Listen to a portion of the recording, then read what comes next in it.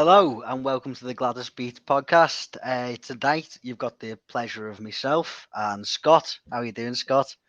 Yeah, not too bad. Good evening. Oh, good. Yeah, no, glad to be joined.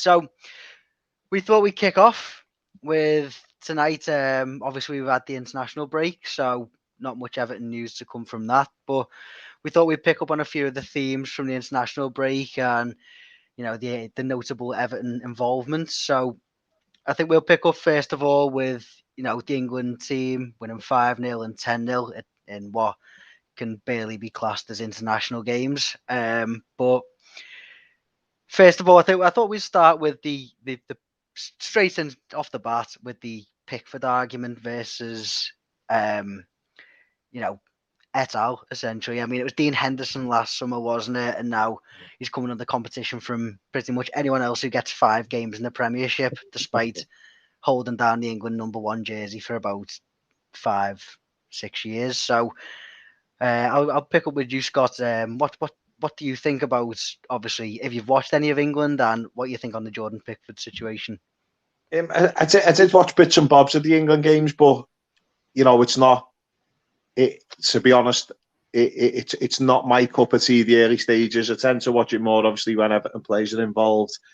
And the first one, 5-0, Albania, I thought, fair enough, that's not too bad, but that San Marino game, wow, I do feel sorry for, I feel sorry for them lads playing for San Marino, because I know there was talk a while back at them doing a lesser World Cup, sort of for the lesser teams, and I think it'd be a great idea, because they're just on a hiding to nothing from the get-go, really. And not only that, you lose your Premiership, you've got your international players risking an injury, though they are like friendlies, really. The other teams have no chance. But getting on to Pickford, I understand how they can say Ramsdale should be up there and whoever it is who's flavour of the month at that time. But, for me, it's not just about goals conceded, and I think that's the main thing. From what I've read, Arsenal have conceded a lot less goals, so therefore Ramsdale has conceded less goals than Pickford. But I think for me it's more than that. I think sometimes you've got to look at the quality of goals scored, and the quality, not just shots saved, but the quality of the shots saved. And I think Pickford has, for me, sort of proved that he is the man for England. And there's at times, you'll know yourself, he gets a lot of flack at Goodison, but for the times when he's been under pressure at Goodison, 2 minutes later he'll make a world-class save. And especially when he plays for England, it's very, very rare he puts in a bad performance. If you go back to the Euros, at the Euros he had most clean sheets, least goals conceded. If there was someone going for the Golden Glove, he was arguably right up there at the very top. He was outstanding for it. Well, I thought he was outstanding for us at the Euros, and it's just one of them. I think if he played for Man City, Chelsea, Liverpool, there'd be no doubt, nobody would be questioning that he's England's #1. But because he plays for little old Everton, who've been in turmoil for a long time now, it just sort of feels like he's getting the pooey ends of the stick, should we say? A lot of the time. I'll allow it. I'll allow it. Yeah, but no, I think I completely agree with what you're saying. I mean, these internationals, sort of, the San Marino games, Andorra, it's sort of, all we're good for is the discussion of how would the Sunday League team get on against a Premier League team. I mean, you're not looking at an international fixture, are you? 10-0, it could have been 12 had the referee probably not have intervened. I mean, for me sins, I had nothing else to do, so I watched the whole game. It wasn't out of enjoyment necessarily, but the game could have been any score. You're looking at people who've got other full-time jobs playing against a gang of people on 100, 250 grand a week. So it's not representative of international football. The Albania game. They're turning up with their own pack lunches, aren't they? Yeah. I mean, yeah, as they said in commentary, some of them are taking annual leave to come and play these games. So it's not, it's apples and pears, isn't it, essentially? So I don't think the international break that we've just been in, you can take anything from necessarily. But I do find frustrating. Obviously, I did the national podcast last week, and there's just an air of there was people questioning Pickford's position at a time where, granted, the West Ham performance, he was probably at fault for their goal in as much as, the challenge from Antonio he should have claimed and things like that. But he's probably coming off the back of some of his most consistent performances for Everton.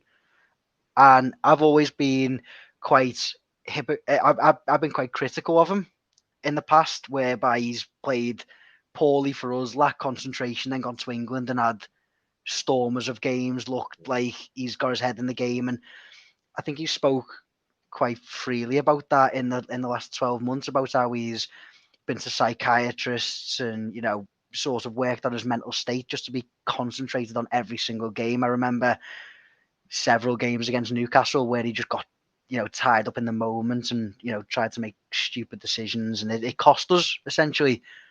And that was his biggest flaw. But I mean, the fact that Aaron Ramsdale was laughed out of Arsenal 6 months ago for the £30 million transfer fee, and now all of a sudden he's the answer to England's goalkeeping problems. It's fickle, and it reeks of the sort of English media perception of whoever's in possession of that. Harry Kane at the moment. Harry Kane's just scored 7 goals in 2 games. Again, not against the greatest of opposition, but he's England's number 9. He's England's captain. People are saying, should he be dropped for these games? Evidently not. Everyone's after change. Everyone's after this sort of new wave. I don't think that's always right necessarily. And, as you said, in the big moments he performs. Can you say that about Ramsdale?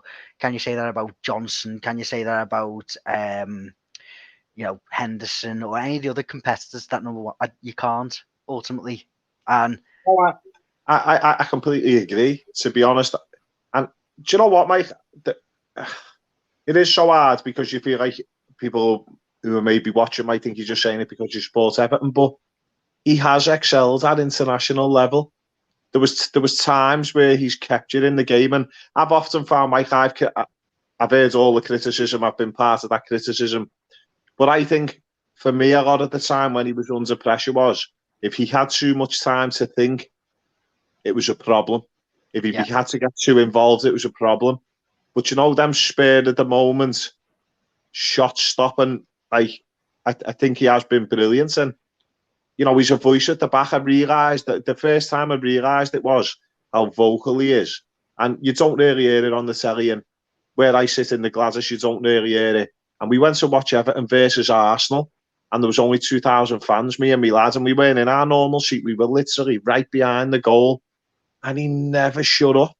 He never shut up. He was a constant focal point of advice and motivation, and that's a big deal. And obviously, I can't say whether Ramsdale's the same, but that will play a big part on your defence, keeping you organised. And I think one of the biggest things is he's come up against a lot of competition over the last few years and a lot of media backlash. And when he's been making mistakes for Everton, there's constantly that, there's the threat on his position, and he's never gone to England and faltered.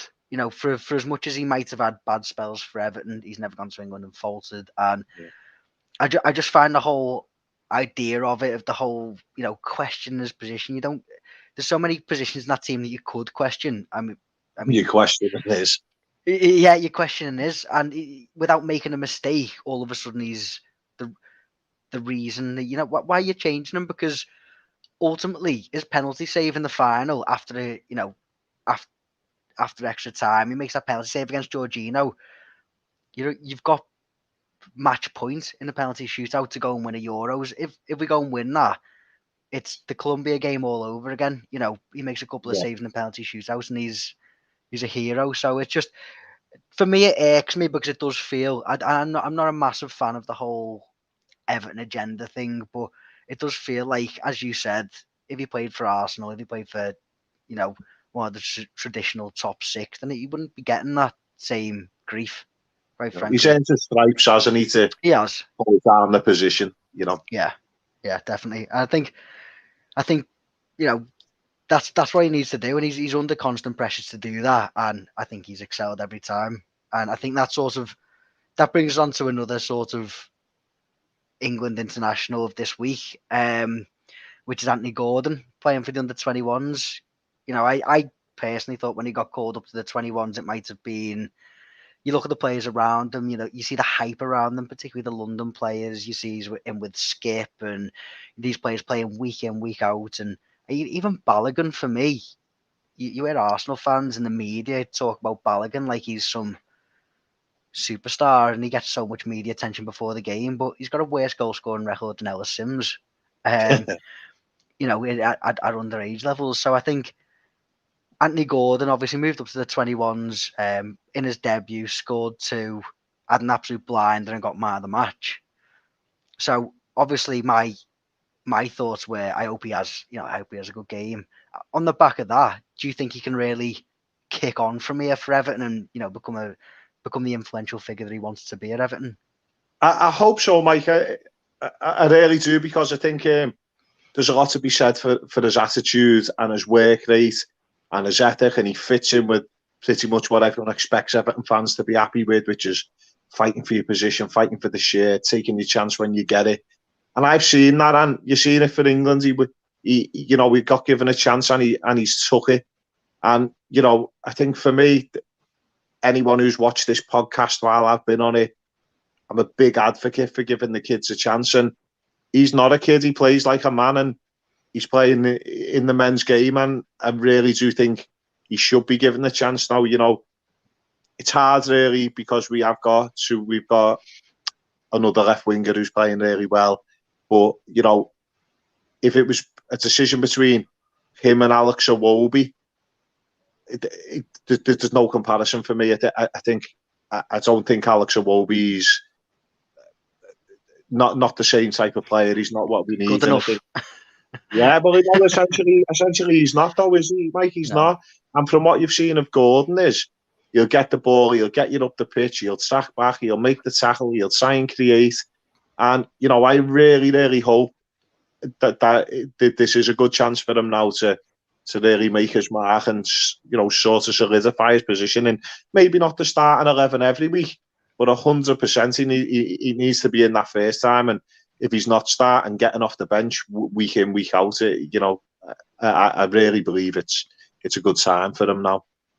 For me, it's an interesting progression, because I feel like I've watched a lot of the England under-21s and underage groups, for a few years, because we've usually had a couple of players knocking about there. I remember watching Tom Davies play for the England under-21s with a little bit more freedom as captain of the England under-21s as well, may I add, than he had in the Everton team. And he put in some great performances. Obviously, it's not full men's football necessarily, but you're playing against good international under-21s teams, and he just played a role which had been set. And I heard Lee Carsley talk midweek about how Anthony Gordon is the exciting player, a traditional winger, he'll carry you. And it looked to me like he just had that freedom to go and express himself in that England team, maybe in a relatively better side. For example, England under-21s will be a better side than what Everton are relative to the Premier League competition they come up against. So with that freedom, Anthony Gordon, the under-21s, scored goals for fun, but didn't have that defensive responsibility. And I feel like maybe what he's doing at the moment is, and he said this himself, is sacrificing a little bit of what he can give going forward in order to last 90 minutes or to track them runs and things like that. So it feels to me like the England under-21s is a great release for these players, to go and express themselves and show what they can do. Yeah, it's almost like letting them off the lead, isn't it? Letting them off the lead, like just go and do your thing, and it is great, Mike, because it'll be a massive, massive confidence build. Not that the lad needs confidence, but a good performance at that level, like you said, with these lads from Arsenal and other clubs and on the international stage. And people do watch because, like you said, players from the clubs are there. So it's a massive confidence builder for me, and something for them to work on, and something for Rafa to go, well, actually, he is there. he is there he deserves to be there, and Yeah. you can't. Well, that's it, isn't it? I've been waiting to see him just, whip one into that top corner, cut inside on his right foot and whip one into that top corner. He doesn't seem to quite have that confidence as he did in the under 21s, where where you break into the under 21s and you think, I'm the best player here. I'll just whip one into the top corner. He's always a little bit more. He'll pass it inside, or he'll maybe overthink things. But playing for England under 21s is a great tonic for that, I think. And the more goals he scores at any level, the better for us. The confidence of any player scoring a couple of goals is paramount, isn't it, to how they perform in every other game. So, so touching on that, today's news that we've had, scant news from Everton, to be honest. I know we're just sort of rumbling up into January, so I've seen a few dodgy little transfer rumours flying about, the names which are often thrown about. But one bit of solid news that we've had today was Ellis Sims signing a new contract until 2024. So obviously, underage groups, he's absolutely smashed it at the under 18s, under 21s.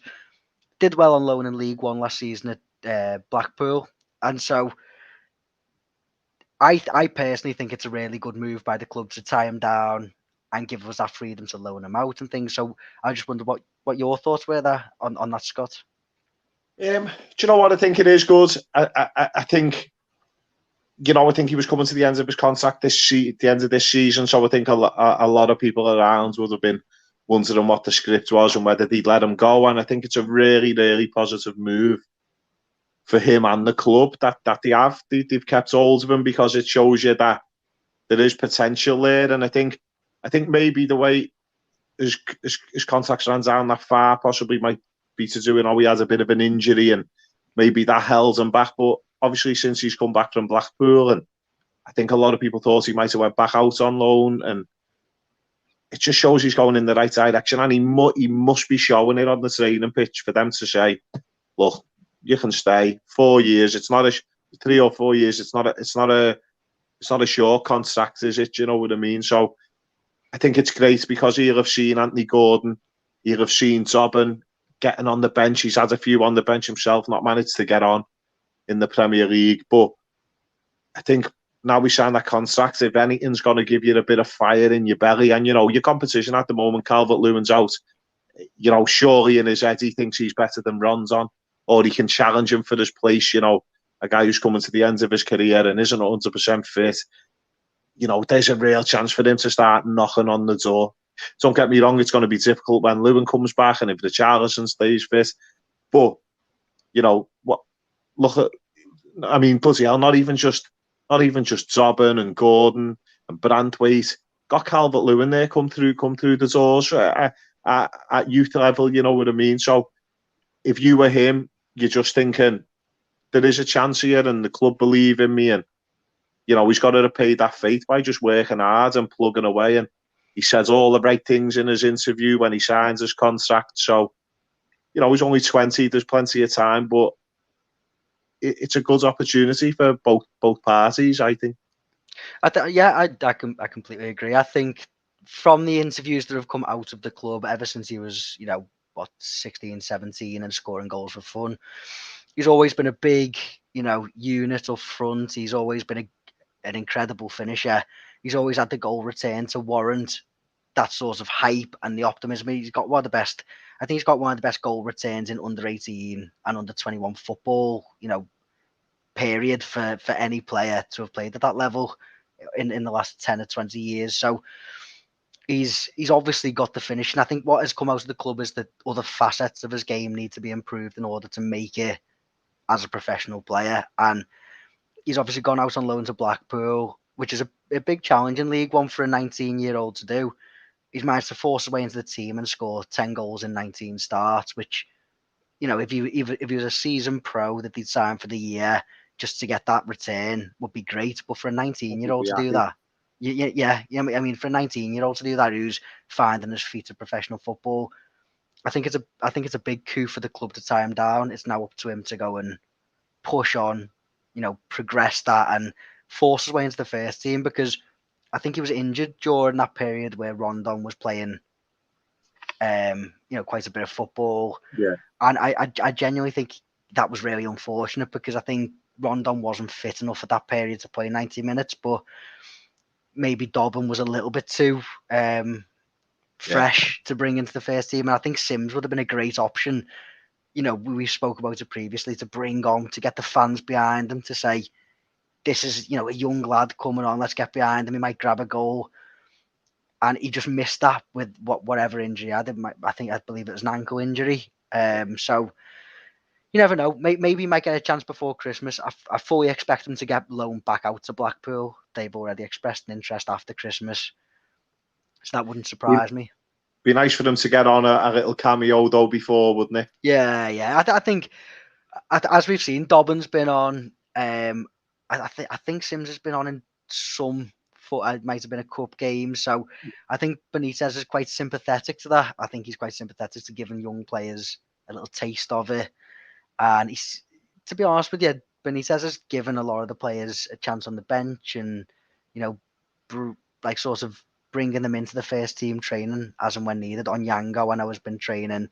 Kyle John has, and all these youth players are sort of getting a little bit of a chance in the training as and when needed. So, I think it's a good move by the club, and hopefully, he can press on, whether that's through a loan this season, or at least we've got a few more years to see how he progresses.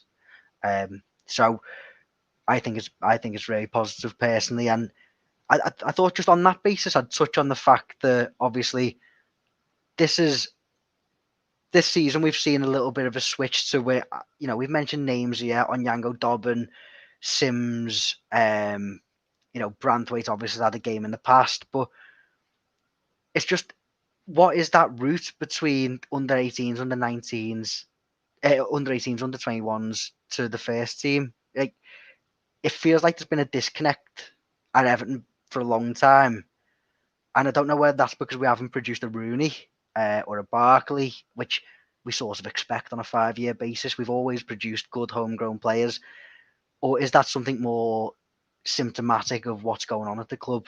I don't know what you think, Scott. See, I think it's really difficult because historically, I mean, we've had some.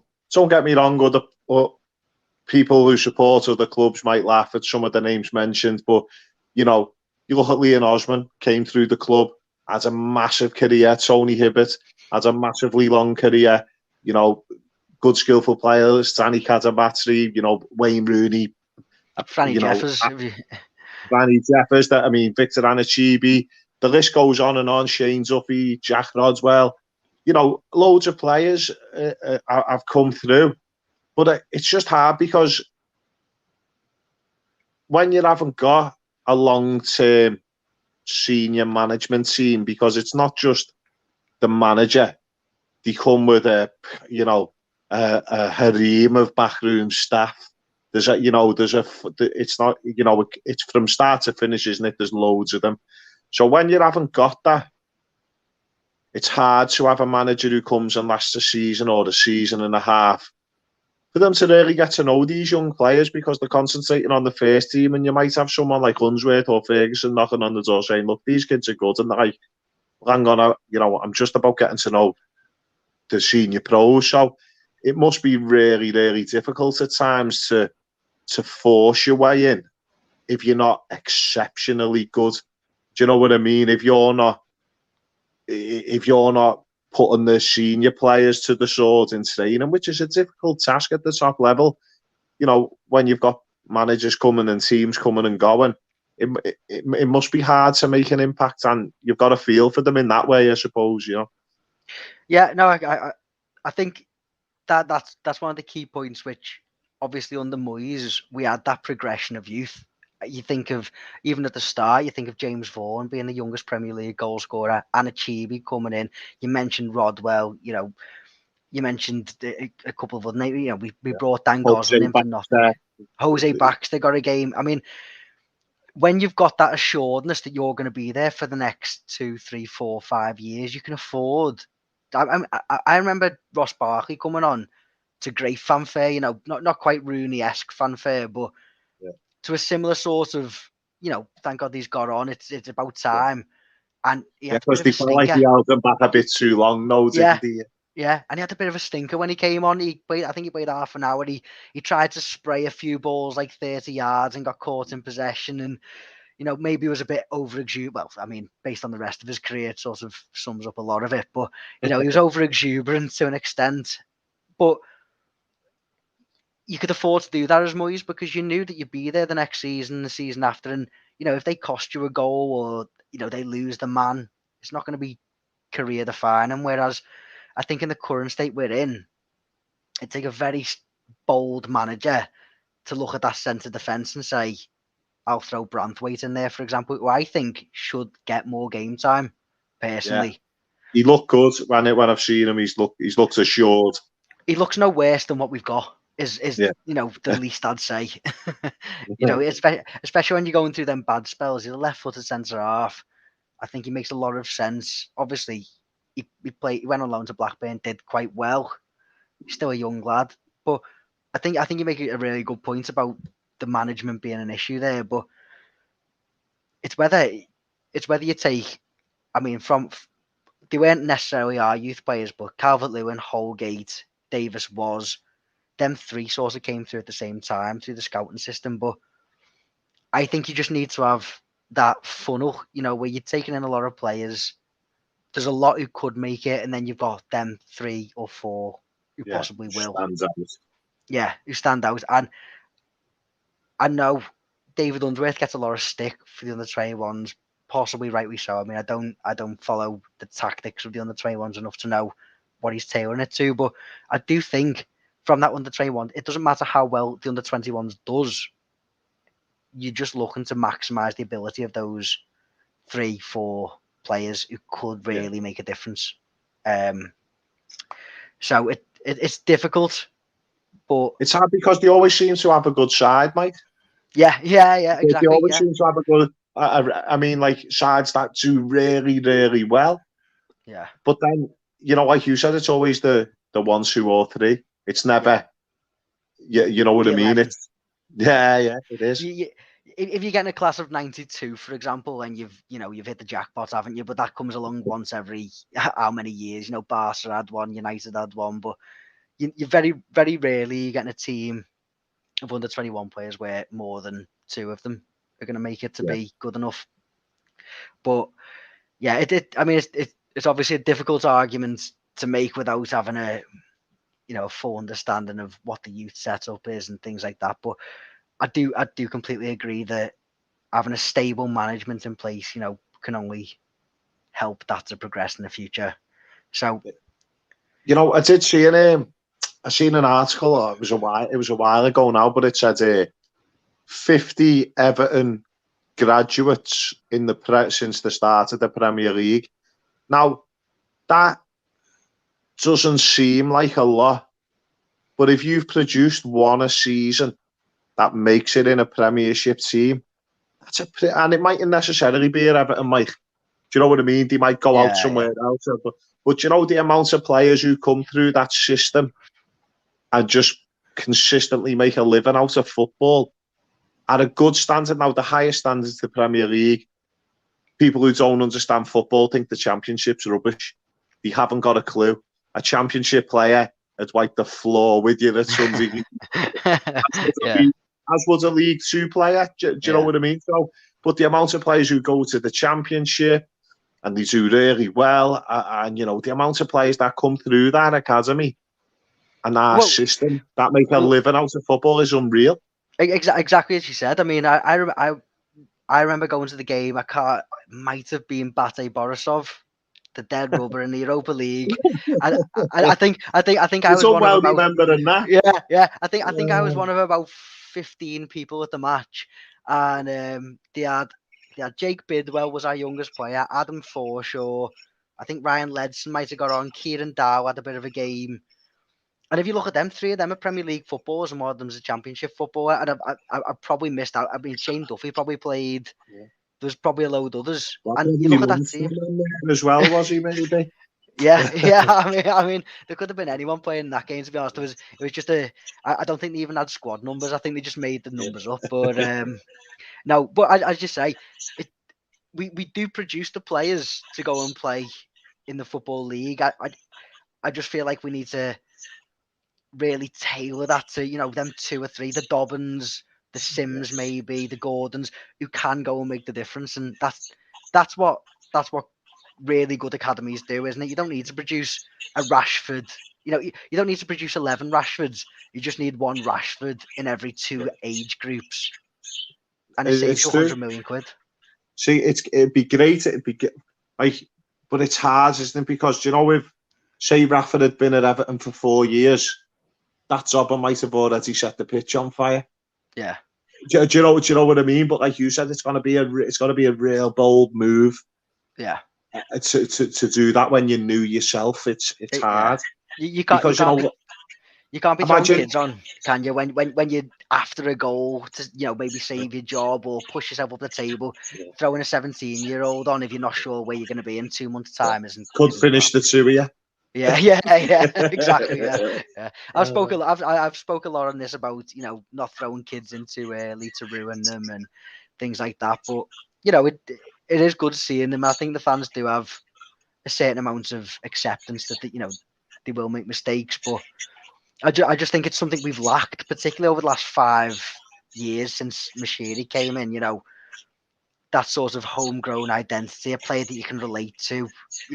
We all feel an affiliation, I think, with Calvert-Lewin, semi-homegrown, Richarlison, who feels the club. But aside from that, there's not a great deal. So it's nice to feel like a player's come through the club and is a part of the club. But yeah, maybe with a little bit longer of a tenureship, we might see that through Rafa. Hopefully. And so, on that basis, are we throwing Dobbin up front for the City game then? So we have to talk about the City game. It had to come up at some point. I think we've done well to get through half an hour so far without mentioning the inevitable doom of the City game. You know what, Mike? It's going to be hard, but I will say this: we're due a win. Maybe not against City, but after 2 defeats and 3 draws, we are due a win, and it's going to be incredibly hard because City are on form. I mean, it was the last loss against Crystal Palace. I think they've won away in Europe and then one in the Prem as well.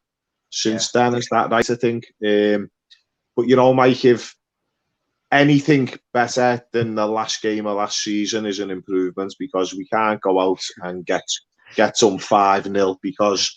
You say then, that it could be in England. It could be an England scoreline from last night. But Mike, do you know what my problem would be with that? I wouldn't be overly surprised. But my problem would be is that people would point the finger at Rafael Benitez, and you're in such a you're in a no-win situation if you get beat. Maybe if you get beat 1-0, 2-0, you mightn't get no flack. But the problem is if City put 2 past you, how hard is it going to be to stop them putting more? It's going to be difficult. You've still got Lewin, Gomez, Mina, Decore, and Holgate. Not that Holgate will be a miss, but he's out with the ban. Someone said earlier on there was a rumour Davies is injured, but it is what it is. And over the years at Goodison and away from home, I've seen us turn over better teams. We've had worse injury lists, and there's been teams. Yeah, exactly. So it's just hard, Mike. You could sit here and you could talk about Man City's team and how good they were and the depth in positions, but we wouldn't have enough time. Yeah. I mean, obviously, I don't think anyone goes into the game in expectation rather than hope.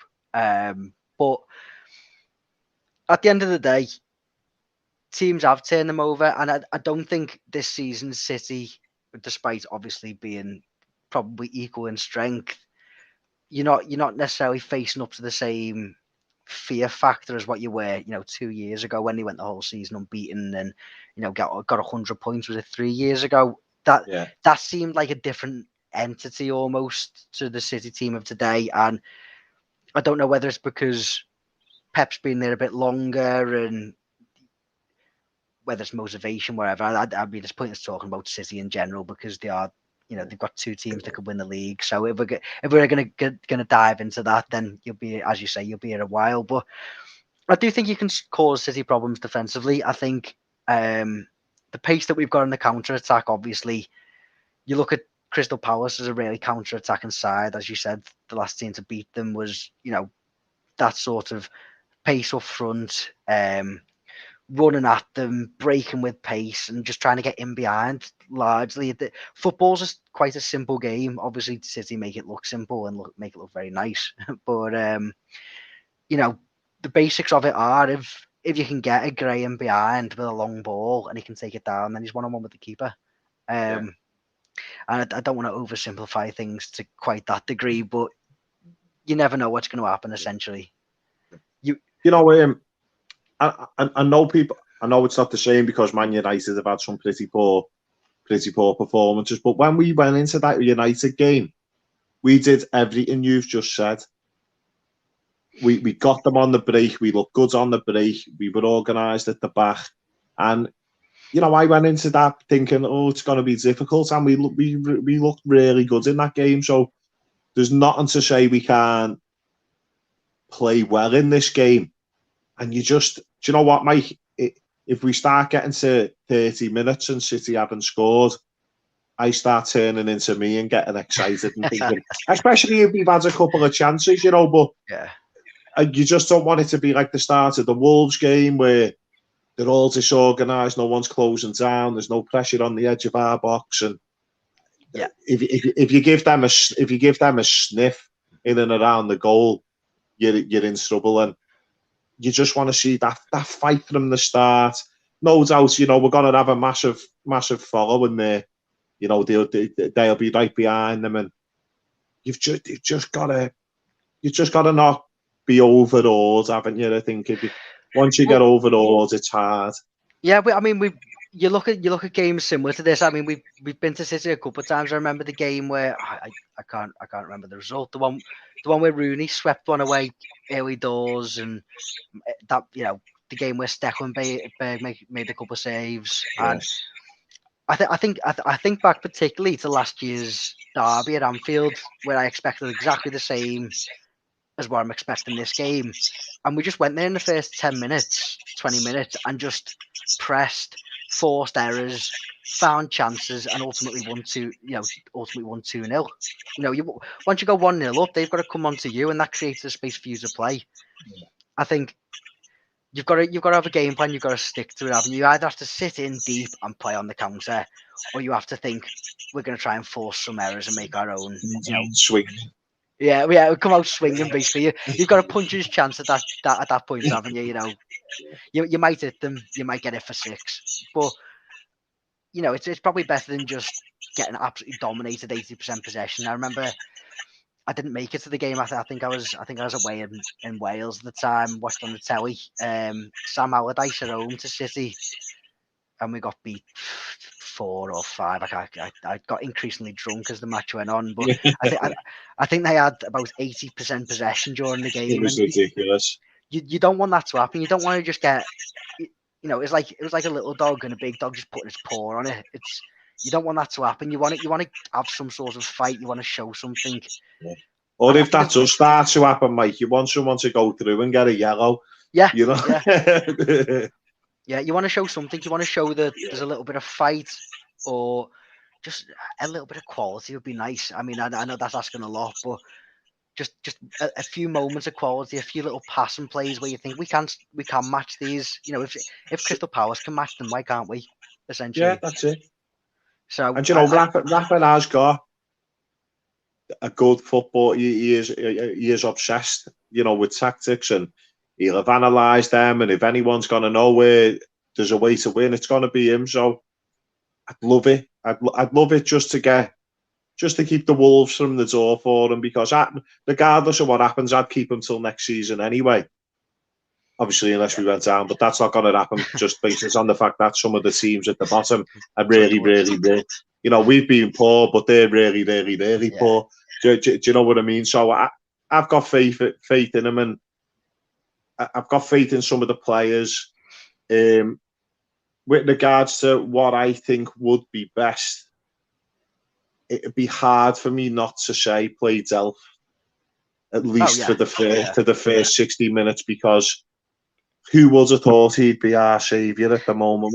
No, but you know, when you've needed someone, he's stood up, and you know, there'll be some of me mates from Liverpool fans who'll see this might laugh, but I don't care, because you need some other players have had the chance to take that and haven't took it. So for me, he deserves to have a bash. Ultimately, Delph's become a bit of a comedy figure, I think, amongst Evertonians, for the fact that he's always been injured. When he's played, he's been awful, quite frankly. And he's shown nothing, but he was signed on a big contract from City, having just played in their title-winning season, to come and do a job for us. And at that point, he was still fairly frequently playing for England in centre mid. So you look at that and you say there's absolutely no reason why he shouldn't be our best centre midfielder.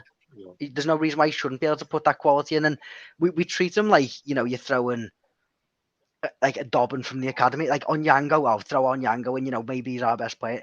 It's not that. He's captain Villa. He's won the titles with City. He's got tens of caps for England, played at World Cups, Euros, everything. He should be good. He should be able to play his natural position well.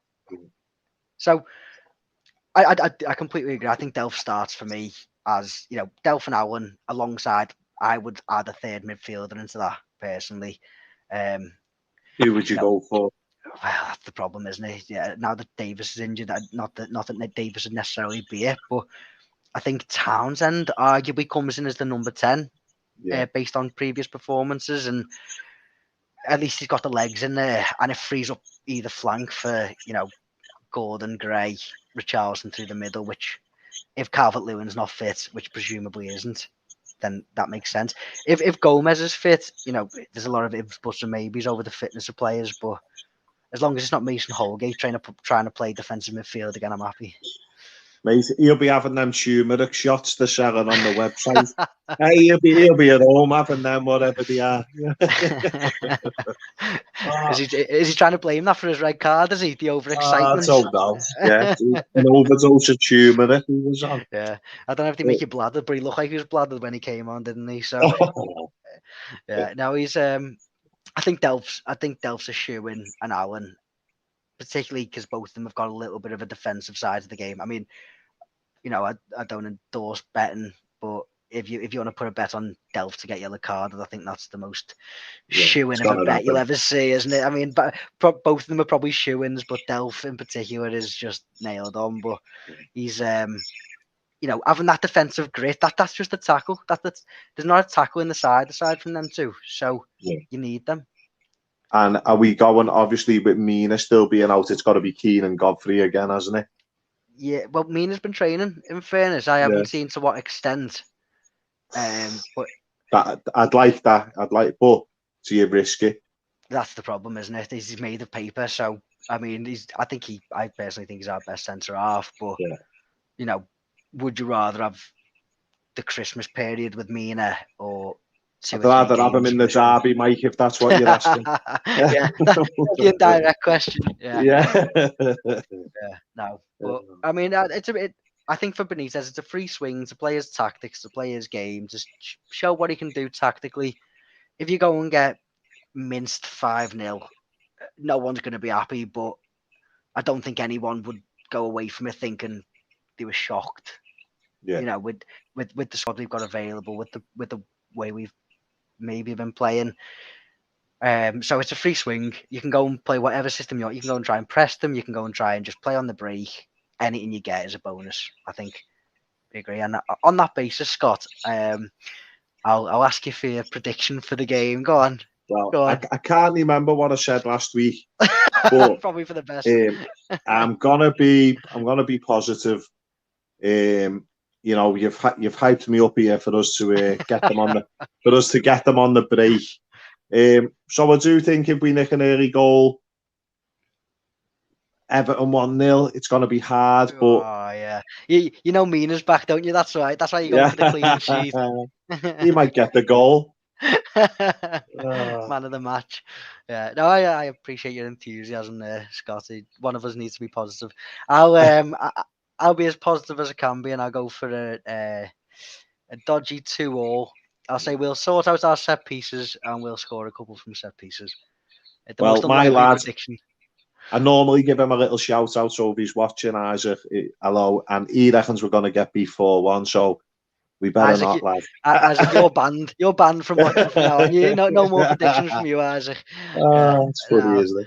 yeah. I mean, I don't disagree with him, to be fair, but we'll see. No, but Oh. yeah. So unless you've got anything else to add, Scott, I think No, mate, I'm good. I think we've done well there, to be yeah. I mean, I fair. think we've covered most things for this week. Not much to cover with the international break. Hopefully next week we've got some good news to bring you.